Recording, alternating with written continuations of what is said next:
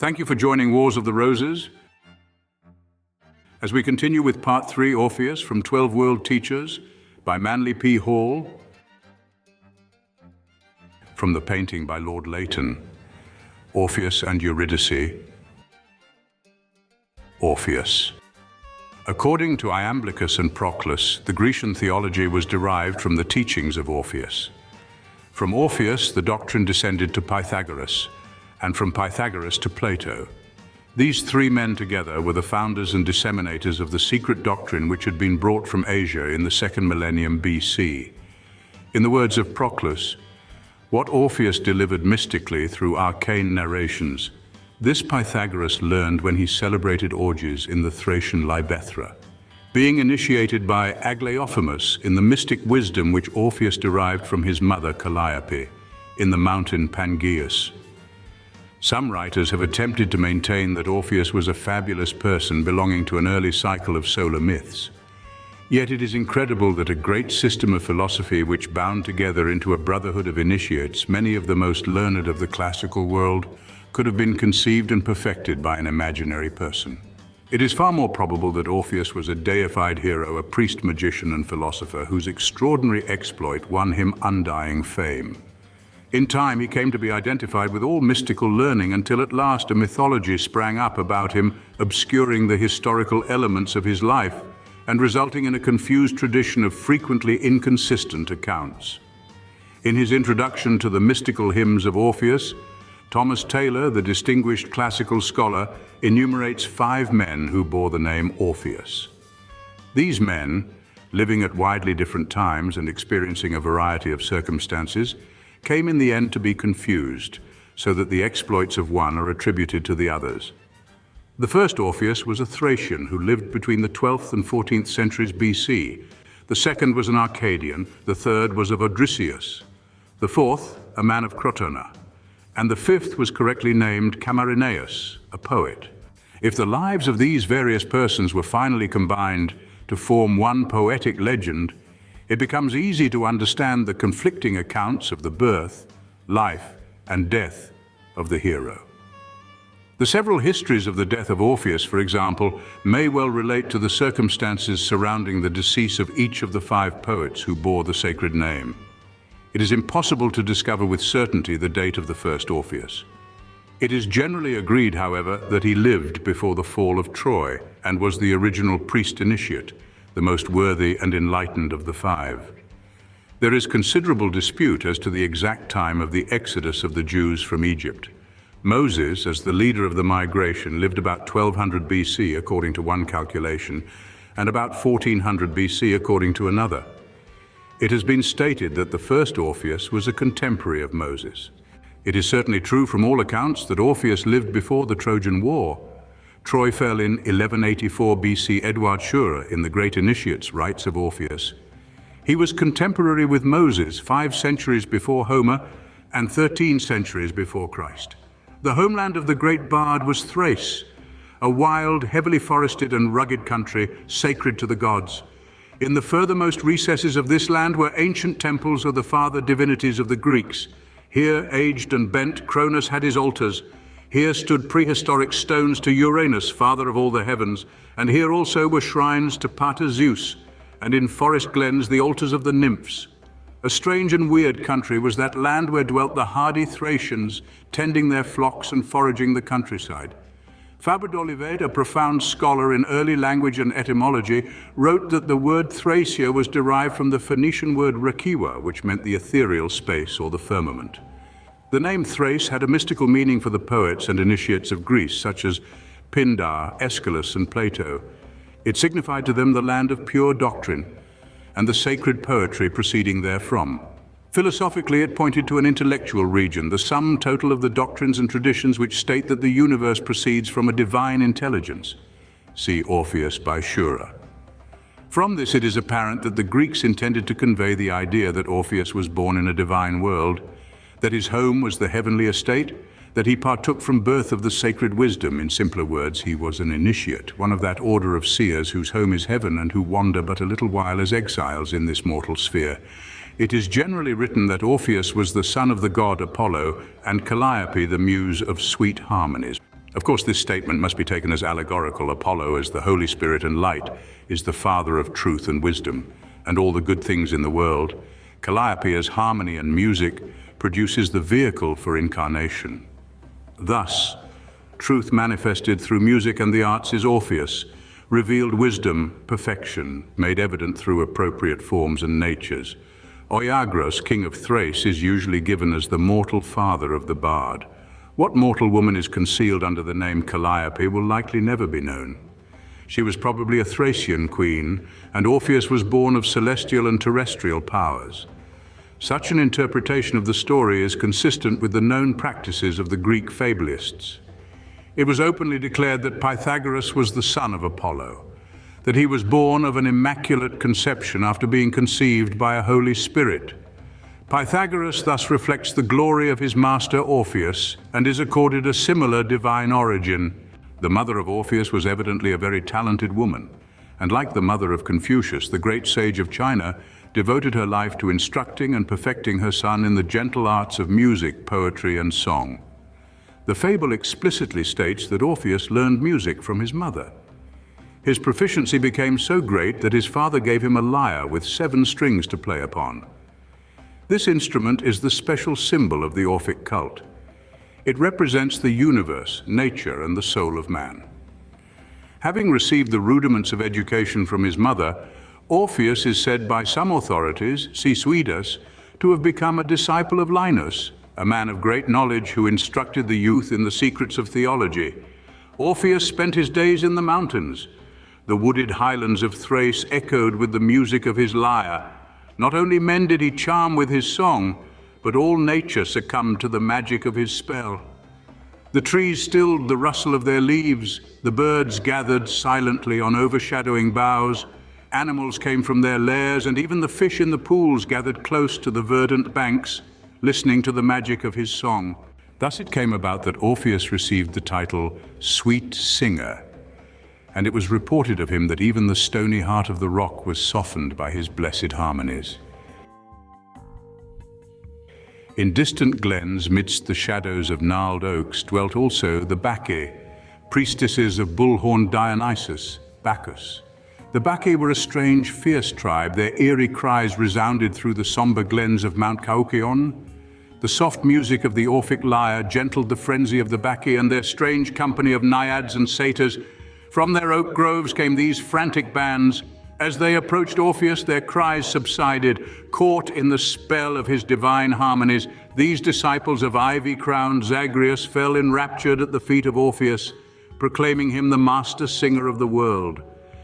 According to Edward Scherer, Orpheus, while still a youth, departed from Thrace to visit Egypt, remaining for 20 years with the priests of Memphis.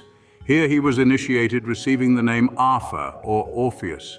Scherer cites no authority for this account, but it is quite possible that Orpheus did journey into distant lands and from some highly cultured people obtained the elements of his theology. It is generally admitted by the more profound scholars that the Orphic doctrines are of Asiatic origin, with their beginnings probably in India. Wise in all mysteries of the soul, noble of appearance and divine of intellect, Orpheus returned to the Thracian soil where he was received with the homage due one of that heroic order between gods and men. The first task of Orpheus, the initiate, was to reform the rites of Dionysus, so that no longer would the priestesses of the order prowl the forest like wild beasts. He restored the sublimity of the ancient religion, brought gravity and integrity to the rites, and among the barbaric Thracians sowed the seeds of a luminous theology which was to change the whole course of civilization. Orpheus is supposed to have been one of the Argonauts in quest of the Golden Fleece. The ship Argo, moved by the Orphic lyre, glided gently through the sea. Later, the divine music parted the Chianean rocks, broke the spell of the sirens, and awakened the sleepers of Lemnos. According to Euripides, Orpheus is the harper who compelled the rocks to follow him, and he is referred to as the originator of sacred mysteries. Lucian writes that Orpheus brought astrology and the magical arts into Greece. From this it is to be inferred that he studied in distant places and returned to his own land to disseminate the doctrines he had received. There can be no doubt that a considerable part of the Orphic mysteries is concealed under the allegory of Orpheus and Eurydice. The name Eurydice means the wide-spreading flush of the dawn, thus indicating the myth to be an aspect of the sun god symbolism. Of all those who listened to the Orphic rhapsodies, Eurydice was most deeply moved. In the legend, Orpheus stirred Eurydice with his song and won her with his music. Hymen, the god of marriage, was called upon to bless the nuptials of the sweet singer and his bride, but evil omens immediately manifested themselves. The torch smoked, bringing tears to the eyes of the god of marriage. The fated evil soon materialized. As Eurydice wandered along the shores of dawn, she was seen by a shepherd by name Aristeus. This shepherd, deeply moved by the beauty of Eurydice, made advances to her. Fleeing from his presence, she stepped upon a poisonous snake hidden in the grass. Poisoned in the foot by the bite of night, Eurydice died. A new song came to the mountains. Orpheus played his grief upon the lyre, and all the hills and valleys wept with him in his bereavement. Even the gods on high Olympus were moved by the tragedy. But no answer came to the song, and the singer wandered hopeless in the hills, crying out his story to the night. Finally, Orpheus determined to seek his lost love in the underworld. He climbed the rocky promontory Taenarus. The gloomy groves echoed his plaintive cry. He came at last to the mouth of a great cavern, which led far down under the mountain into the Stygian realms over which ruled the fearful Hades, god of death. As he descended, he passed bands of spirits wandering aimlessly in the Shadowland, ghosts, shades of great and noble heroes, and flocks of souls herded by Hermes, psychopomp of the dead, floated by. At last, Orpheus stood before the double throne of the infernal majesty. Pluto and Persephone sat before him, and lifting up his lyre, he sang his plea that Eurydice be given back again to the land of the living. So touching was his song that the ghosts wept, the shades were moved to tears, and all the ghostly company was filled with pity. Tantalus of undying thirst ceased for a moment his struggle for water. Ixion's wheels stopped revolving, and the daughters of Danaus paused in their endless task of drawing water in a sieve. It is said in the mythologies that for the first and only time the cheeks of the Furies were wet with tears. Great Hades, melted by the song, promised to return Eurydice to the upper world, on the condition that Orpheus did not look back until he reached the upper air. The perilous return to the world of the living followed. Up through all the tortuous cavern ways, Orpheus led his Eurydice, and just when it seemed that the journey was safely ended, he turned back to look at her. A heartbroken cry, and Eurydice was swept back into the vortices of death. In vain, Orpheus sought to return again and plead before the throne of Hades. Eurydice was lost to him forever. He wandered for 7 months among the hills, crying his agony to the winds. Of the life of Orpheus after the death of Eurydice, little is known other than the accounts of his teachings and the establishment of his mysteries. His song was never again without its note of pathos, and his teachings were enriched by the depth of his tragedy. This legend is probably founded on a certain measure of truth, based on the description given by Pausanias, that Orpheus, mourning the death of Eurydice, wandered finally to Aeornus, a place in Thesprotia, where it was customary to evoke the souls of the dead. Here by magic he caused his wife to appear, but was not able to detain her permanently in the physical world. When she departed again to the abode of night, he died of grief. The several accounts of the death of Orpheus indicate clearly that they refer to more than one person, and may be the faithful accounts of the deaths of the 5 men who bore the Orphic name. One version describes lightning as the instrument of death. Diogenes in his verses writes, "Great Orpheus rests, destroyed by heavenly fire." Sura gives a version to the effect that Orpheus died from the results of the machinations of Aglaonice, a Thessalian sorceress. The body of the bard was cremated by his disciples, and his ashes placed in the temple of Apollo. It is also reported that he committed Odysseus because of his grief for Eurydice, and that nightingales brought forth their young on his tomb, and because of this they, of all the birds, have the sweetest voices. Still another version causes him to be destroyed by the gods for his failure to worship at the shrine of Bacchus. But this story certainly belongs to some later man, for the hymns of Orpheus include 9 addressed to Bacchus in his various forms. The most generally accepted version describes Orpheus wandering heartbroken by the banks of the river Strymon, refusing food and drink. Friends and disciples sought him, trying to bring comfort to his aching heart, but the poet desired only solitude. He withdrew to the high mountains Rhodope and Hemus, and there, midst the snowy peaks, dwelt alone, the lyre his only companion. A band of Bacchae roamed these mountains. Hearing the mournful tune, they hastened through the forests and gathered about the musician, inviting him to join in their orgies. Orpheus refused. They continued to beseech him, and at last grew angry and threatened him. Then one of the Bacchae threw her javelin, but the weapon, upon coming within the sound of his song, fell harmlessly to the ground. The frenzied women hurled rocks and fired arrows, but no missile could injure the divine musician. The voices of the Bacchae rose higher and higher, and at last their shrill cries drowned out the voice of the singer and the gentle music of his lyre. His protection thus overcome, Orpheus was torn limb from limb by the frantic women.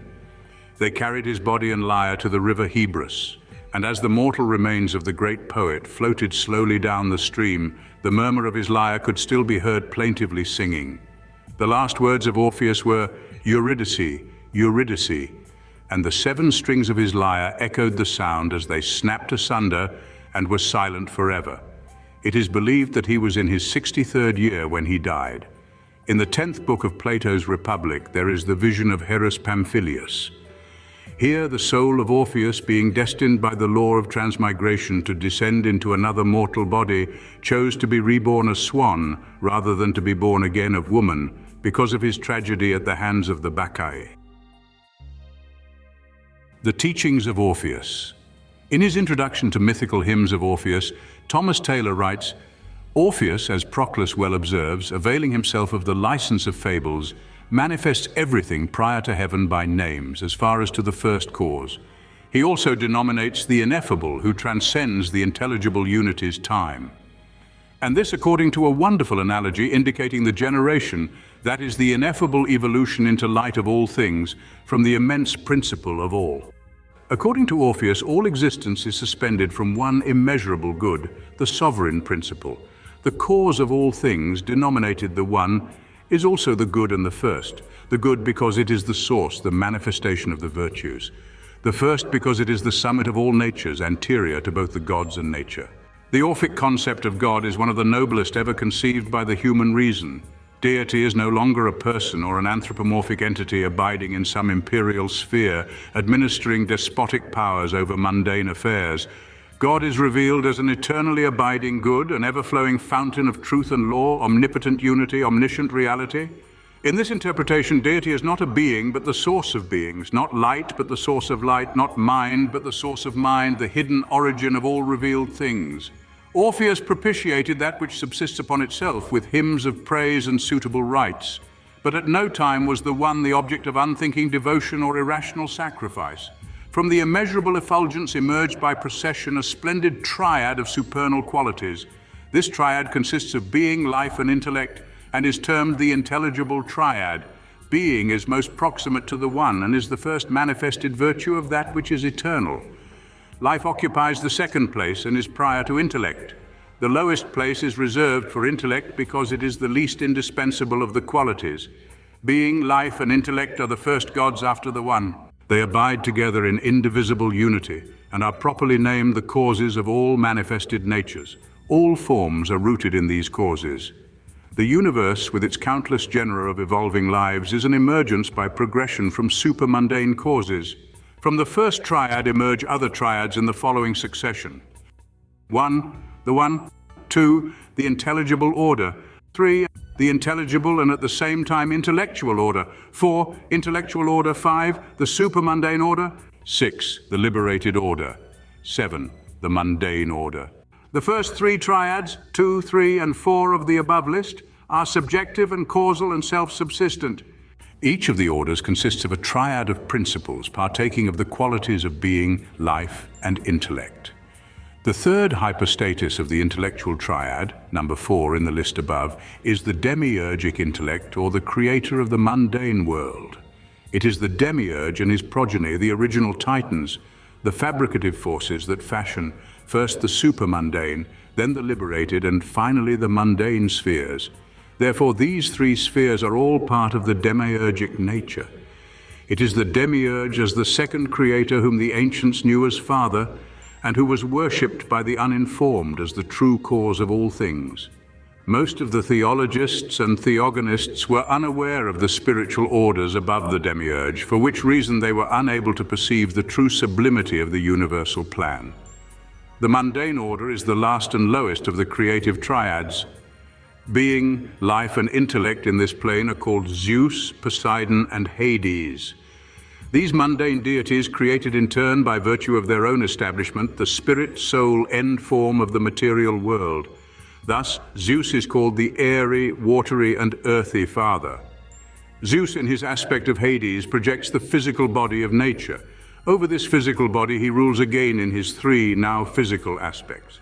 In his proper nature as Zeus, he is lord of the atmosphere, the sky, the winds, and the breath. In his second nature as Poseidon, he rules the seas, the streams, and the creatures of the deep. In his third nature as Hades, he rules the earth, the mountains, the caverns, and the subterranean places. Subterranean Zeus, or Hades, is merely the creative power manifesting through the physical elements of nature, and therefore the whole physical world becomes the body of a wretched dead. This is the meaning of Plato's statement that the body is the sepulchre of the soul, and that the soul is prisoned in the body as the oyster is prisoned in its shell. The descent of souls into the sphere of generation or into the realm of infernal Zeus is arcanely set forth in the account of the journey of Orpheus to the underworld in search of Eurydice, who symbolizes experience, soul power, and understanding. In the Orphic anthropology, man, like the universe, consists of one ineffable principle and 6 emanating triads of power or quality. In this scheme, the mind, or more properly the mental ego, which is posited in the lowest division of the intellectual nature, is the demiurge, or the fabricator of objective forms. Mind, by the Orphic analogy, is a little god ruling over lower natures in the same way that the first gods rule over the whole cosmic plan. Orpheus taught metempsychosis, or the periodic return of soul to the material world. Rebirth was necessary because of the materiality in the soul, which did not die with the dissolution of the body. The passions, appetites, and irrationalities of the soul are not physical, although they are usually dependent upon physical life for their gratification.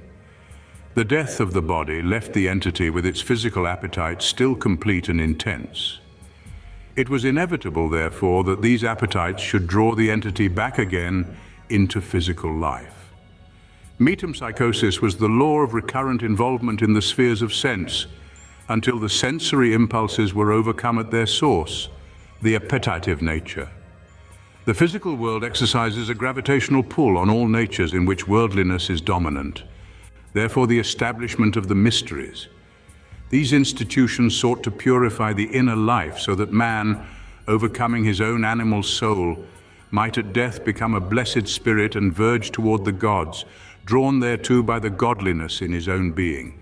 The sublimity of the Orphic vision is best realized from the contemplation of the rhapsodies devised by the poets of the sacred mysteries. The gods are appropriately hymned, their various estates receive special mention, and their potencies are elegantly acclaimed. The verses are like a fine fabric woven of golden and silken threads patterned on the looms of the muses. Orpheus sang the praises of beauty and harmony. The gods could be worshipped with no raucous modes. Man must offer beauty to the beautiful. He must bring virtues to the altar of the sovereign good. The universe is one vast symphony of virtues, and that which is the source of all harmony must be harmoniously invoked. The particular symbol of the Orphic cult was the forminx, the lyre of 7 strings, which, according to H.P. Blavatsky, is the sevenfold mystery of initiation. It was from the Orphic lyre that Pythagoras derived his inspiration to investigate the music of the spheres. If the 7 strings of the forminx be understood as representing the 7 parts of man and the 7 divisions of the human soul, then the whole study of harmonics becomes symbolic of inward adjustment. Man, perfecting his own nature, becomes the master musician, drawing divine melodies from the chords of his own being. Chording is combining. It is bringing harmonic values together according to law and rule. Living is likewise a science of combining factors into pleasant or unpleasant patterns. The master musician is the one who can play most perfectly the sacred compositions upon the musical instrument of his own perfected life.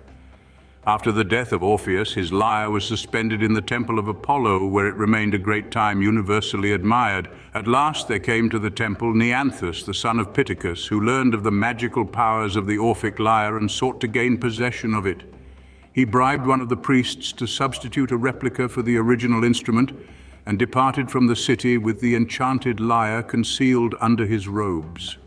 Arriving at a safe distance, he stopped in a forest and attempted to play the sacred melodies. His untutored fingers produced only discords, and he was torn to pieces by wild dogs that were enraged by his inharmonic sounds. By this, the Greek fablists implied that when the mystical theology comes into the hands of the profane and is perverted, the evil destroys itself and those who perpetrate it. It is also recorded that the head of Orpheus gave oracles after the body had been destroyed. The eyes opened and the lips spoke words inspired.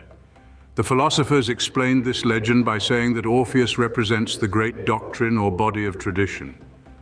The temple of this doctrine, the body of Orpheus, was destroyed by the frenzy of the untutored mobs who always pervert mystic things. The head of Orpheus is the source of this tradition, and although the priestcrafts were dispersed and the altar fires grew cold, still the sacred truths remain to inspire other generations. Wisdom, the head of Orpheus, never dies, though the body of that wisdom be lost. Therefore it is said that the head continued to speak after the form had been torn asunder by the frantic Bacchae. Orpheus is commonly regarded as the founder, or at least the principal reformer, of the Bacchic and Dionysian mysteries. It is said of him that he brought the Dionysian rites from the East and promulgated them among the peoples of Thrace, from which they spread to Attica, and finally permeated most of the Grecian states. Prior to the Orphic dispensation, the Greeks possessed only an immature concept of the state of the soul after death. To the prehistoric Hellenes, the dead wandered endlessly in a subterranean shadowland. The hero and the slave came to a common end. Neither virtue of action nor profundity of thinking could rescue the soul from its hopeless roaming in the abode of shadows. An endless parade of shades flowed through the portals of the underworld. At the gate stood three-headed Cerberus, who snarled viciously at the ghosts floating by. Primitive men believed the tomb of the burial mound to be the gate of a subterranean world, and all finally came to that gloomy portal of which the Chaldeans write, "The hinges are rusty, and the lintels are heavy with dust." This was the underworld of Homer. Heroes all came in the end to silence. Not even great Achilles, grave Nestor, or brave Agamemnon could hope for a better future. The significance of the Orphic reform thus became apparent. It changed man's whole concept of his own destiny. It banished forever the world of shades and its fearful ruler, and revealed a divine, benevolent plan, circumscribing all of the vicissitudes of life. Men, learning more about their gods, discovered more to venerate and to admire. Life was no longer hopeless. Great purposes came to be dimly visible. Philosophers dreamed about these purposes, poets sang them, orators discoursed of them, until at last the Orphic urge produced the most perfect thinker of classical antiquity, the immortal Plato, in whose realization all the wonders of the universe were understood. A few selected lines from the Orphic rhapsodies. These verses are attributed to both Orpheus and the early initiates of his school. It is impossible at this late time to determine the true author. To Museus, "Learn, O Museus, from my sacred song what rites most fit to sacrifice belong. Jove I invoke, the earth and solar light, the moon's pure splendor and the stars of night. Illustrious Providence, the noble train of demon forms who fill the ethereal plane, or live in air, in water, earth, or fire, or deep beneath the solid ground retire. Tonight, the fumigation with torches, night the great tamer both of gods and men, to whom I fled, preserved me from his wrath. For he swift night was fearful to offend. Here, blessed Venus, decked with starry light, in sleep's deep silence, dwelling ebon night. To heaven, the fumigation from frankincense. Great heaven, whose mighty frame no respite knows, Father of all, from whom the world arose. Here, bounteous parent, source and end of all, forever whirling round this earthly ball, abode of gods, whose guardian power surrounds the eternal world with ever-during bounds, whose ample bosom and encircling folds the dire necessity of nature's holds. To law, a hymn. The holy King of gods and men I call, celestial law, the righteous seal of all. the seal which stamps whate'er the earth contains, and all concealed within the liquid plains, stable and starry of harmonious frame, preserving laws eternally the same, to the divinity of dreams, the fumigation from aromatics.